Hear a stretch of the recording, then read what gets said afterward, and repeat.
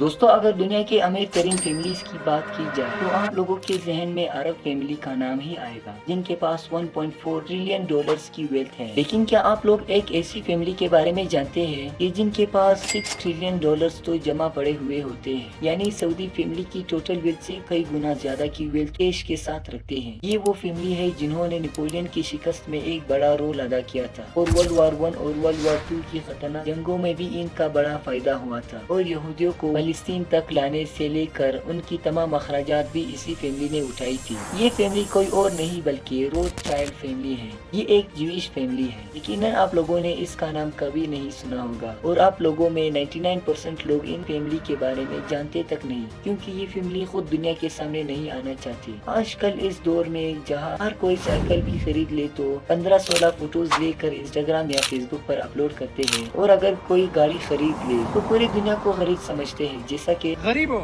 جب کوئی غریب ایئرپورٹ پہ آتا ہے اپنے چاچا کو فون کرتا ہے، انکل مینو پک کرنے آ۔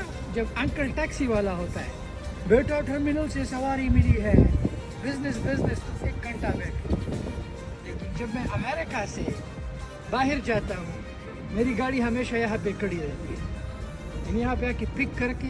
لیکن یہ فیملی دنیا سے چھپ کر دنیا کے بڑے بڑے ممالک کو کنٹرول کرتے ہیں۔ کون ہے یہ فیملی؟ اور جب ورلڈ وار 2 میں نازی نے اس فیملی کا ایک ممبر پکڑا تھا تو اس فیملی نے کتنے پیسے دیے تھے اس کو چھڑانے کے لیے؟ انہوں نے برازیل کو آزاد کیا، وہ بھی پیسے دے کر۔ اتنی طاقت ہونے کے بعد بھی وہ کیوں دنیا کے سامنے نہیں آتے؟ آخر کیوں وہ چھپے رہتے ہیں؟ ان کا کام کیا ہے، اور انہوں نے اتنے پیسے آخر جمع کیسے کیے؟ کیا اسرائیل کے پیچھے بھی اسی فیملی کا ہاتھ ہے؟ آخر کون ہے یہ لوگ؟ چلو جانتے ہیں آج کی اس ویڈیو میں۔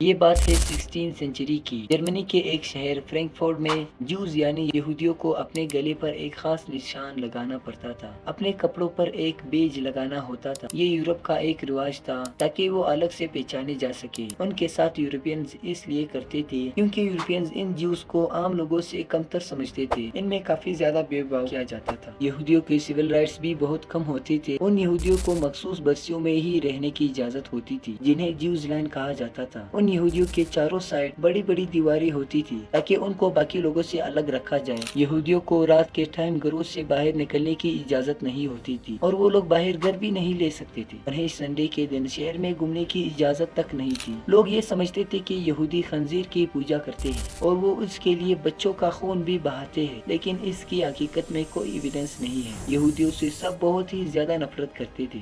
دوستو، 16 سنچری کے مڈ میں یعنی 1560 میں اسی بستی میں ایک خاندان رہتا تھا۔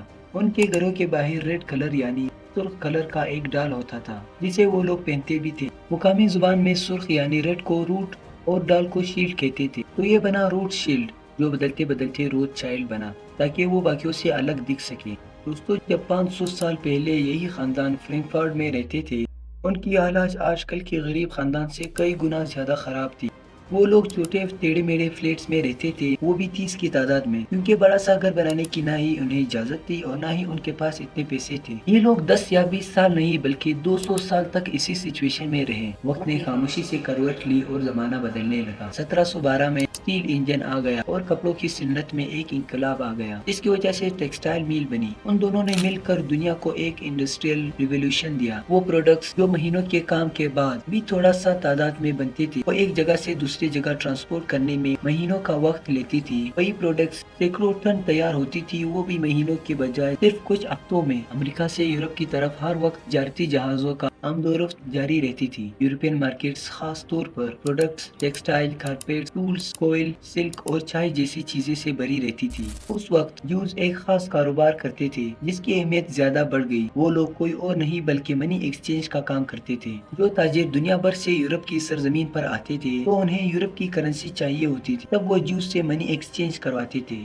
فرینکفرٹ پر موجود یہ روتھ چائلڈ فیملی بھی یہی کام کرتے تھے، لیکن 1760 میں اس فیملی کا ایک نوجوان نوجوان آگے آیا جس نے تمام فیملی کی قسمت کو بدل کر رکھ دیا۔ اس نوجوان کا نام تھا میئر امیشیل روتھشائلڈ۔ اس کے والد موزیس روتھشائلڈ جو کہ منی ایکسچینجر تھے اور کپڑوں کے تاجر بھی تھے، وہ اپنے بیٹے امیشیل کو تاجر نہیں بلکہ ایک ربی یعنی یہودی ملا بنانا چاہتے تھے، لیکن ایسا نہ ہو سکا کیونکہ موزیس روتھشائلڈ چل بسے۔ اس ٹائم امیشیل کی ایج صرف 12 سال تھی اور یہی امیشیل کی زندگی کا ٹرننگ پوائنٹ ثابت ہوا۔ اس خاندان کو اب کاروباری سہارے کی ضرورت تھی، نہ کہ کسی ملا کی۔ تب خاندان کے بڑوں نے امیشیل روتھشائلڈ کو جرمنی کے ایک دوسرے شہر ہینوور بھیج دیا۔ یہاں پر انہوں نے ایک یہودی سائمن وولف کی بینکنگ فرم میں بطور ٹرینی لگا دیا۔ سائمن وولف کی فیملی اور روتھشائلڈ فیملی ایک دوسرے سے کاروباری تعلق رکھتے تھے اور ان کا تعلق بہت ہی پرانا تھا، اسی لیے امیشیل کو نوکری بھی آسانی سے ملی۔ وہ اس کام کو سمجھنے لگا اور 8 سال تک امیشیل یہ نوکری کرنے کے بعد یعنی 1763 میں وہ واپس فرینکفورٹ لوٹے اور اپنا الگ کاروبار شروع کر لیا۔ وہ منی ایکسچینج اور انٹیکس کی سیل کے ساتھ یعنی پرانی چیزوں کو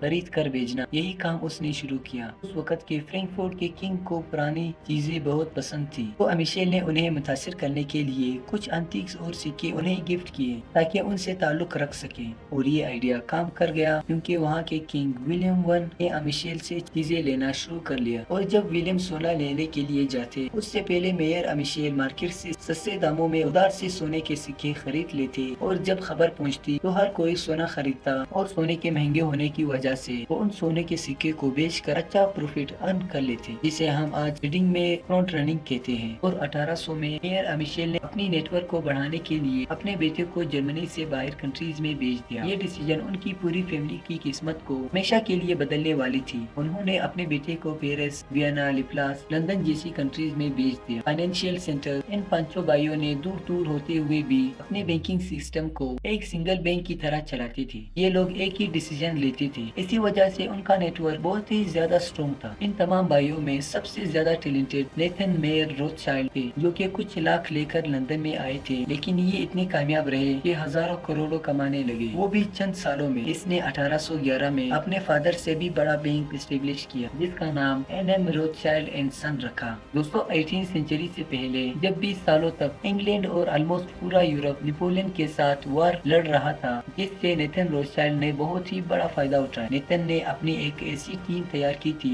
جو کہ انہیں جنگ کے ہر چھوٹی سی چھوٹی خبریں اسے بتاتی تھی، اور جب 18 جون 1815 کو بیٹل آف واٹرلو ہوا، جس میں وہ ہوا جس کا کسی نے سوچا ہی نہیں تھا، فرانس کے کنگ نیپولین جنگ ہار گئے، اور اس کی خبر نیتھن روتھشائلڈ کو سب سے پہلے ملی، برٹش گورنمنٹ سے بھی پہلے، یعنی تمام لوگوں سے ایک دن پہلے۔ اس ٹائم موبائل فون تو تھے نہیں، لیکن نیتھن روتھشائلڈ کی بنائی ہوئی ٹیم جس میں ٹرین کیے ہوئے کبوتر اور گھوڑ سوار تھے، جنہوں نے باقیوں سے ایک دن پہلے خبر پہنچائی۔ نیپولین جنگ ہار گئے اور برٹش جنگ جیت گئی۔ نیتھن روتھشائلڈ کو جیسے ہی خبر ملی وہ لندن اسٹاک ایکسچینج گئے اور اسٹاکس کو جلدی جلدی بیچنے لگے تاکہ دوسروں انویسٹرز کو لگے کہ انگلینڈ جنگ ہار گئی، اور پینک میں آ کر باقی لوگوں نے اپنے شیئرز بیچنے شروع کر دیے، اور تبھی نیتھن روتھشائلڈ کے ایجنٹس اسی اسٹاکس کو سستے داموں میں خریدنے لگے۔ جب انگلینڈ کی جیتنے کی خبر لوگوں تک آتی ہے، سارے لوگ شیئرز کو خریدنے لگتے ہیں، جس کی وجہ سے شیئرز کی قیمت کافی زیادہ انکریز ہو جاتی ہے۔ یہی ٹائم تھا جب اس کی بنائی ہوئی یہ چال کام کر گئی۔ جو شیئرز اس نے سستے داموں میں خرید لیے تھے وہ انہوں نے مہنگے داموں میں بیچ دیا، اور انہوں نے کروڑوں روپیہ کما لیے، اور اس کے بعد انہوں نے تمام چیزوں میں انویسٹ کرنا شروع کر دیا۔ 19 سینچری میں اس فیملی نے پورے ریلوے لائن اور انڈسٹریز کو انہوں نے ہی فائنینس کیا، انہوں نے تمام چیزوں میں انویسٹ کیا۔ یہ اتنے طاقتور ہوئے کہ 1898 کے دور پر یعنی 12 سال میں انہوں نے $450 ملین کنٹریز کو لون دیا تھا، وہ بھی آج سے 120 سال پہلے۔ اس ٹائم یہ فیملی کافی زیادہ پاورفل بنی۔ اس ٹائم انہوں نے یہ بھی کہا تھا کہ آگے سے جنگ نہیں لڑی جائے گی کیونکہ یہ جنگ کے لیے پیسے نہیں دیں گے کسی بھی کنٹری کو۔ لیکن کیا اس فیملی کا ورلڈ وار 1 اور ورلڈ وار 2 میں رول تھا یا نہیں؟ اور جب اس روتھشائلڈ فیملی کے ایک فیملی ممبر کو نازیز نے پکڑ لیا تھا تب انہوں نے اسے چھڑانے کے لیے کیا کیا؟ اور آج کی ڈیٹ میں کیا واقعی میں اسرائیل کے پیچھے اسی فیملی کا ہاتھ ہے کہ وہ کسی بھی کنٹری سے نہیں ڈرتے؟ یہ ویڈیو لمبی نہ ہو تو ان کی بات ویڈیو کے سیکنڈ پارٹ میں کرتے ہیں، تب تک کے لیے گڈ بائے۔